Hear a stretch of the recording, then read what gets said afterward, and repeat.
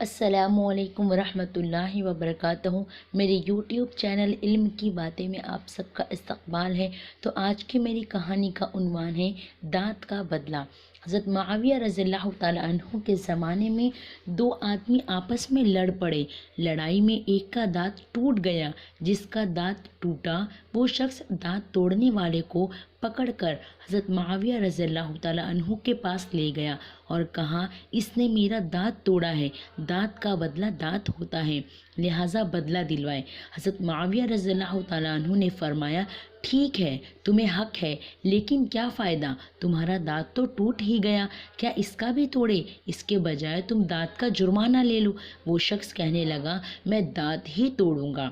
حضرت معاویہ رضی اللہ تعالیٰ عنہ نے دوبارہ اس کو سمجھانے کی کوشش کی، لیکن وہ نہ مانا۔ حضرت معاویہ رضی اللہ تعالیٰ عنہ نے فرمایا، پھر چلو اس کا بھی دانت توڑتے ہیں۔ راستے میں ایک بڑے صحابی ابو دردہ رضی اللہ تعالیٰ عنہ بیٹھے ہوئے تھے۔ انہوں نے کہا، بھائی دیکھو، تم بدلہ تو لے رہے ہو، مگر ایک بات تو سنتے جاؤ۔ میں نے حضور اکرم صلی اللہ علیہ وسلم سے یہ فرماتے ہوئے سنا ہے کہ کوئی شخص کسی دوسرے کو تکلیف پہنچائے اور پھر جس کو تکلیف پہنچی ہے وہ اس کو معاف کر دے تو اللہ تعالیٰ اس کو اس وقت معاف فرمائیں گے جب کہ اس کو معافی کی سب سے زیادہ ضرورت ہوگی، یعنی آخرت میں۔ یہ شخص آیا تو اتنے غصے میں تھا کہ پیسے لینے پر بھی راضی نہیں تھا۔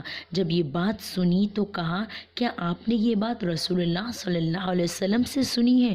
حضرت ابو دردہ رضی اللہ تعالیٰ عنہ نے فرمایا، ہاں میں نے سنی ہے اور میرے ان کانوں نے سنی ہے۔ وہ شخص کہنے لگا، اگر حضور اکرم صلی اللہ علیہ وسلم نے یہ بات فرمائی ہے تو میں اس کو بغیر کسی پیسے کے معاف کرتا ہوں۔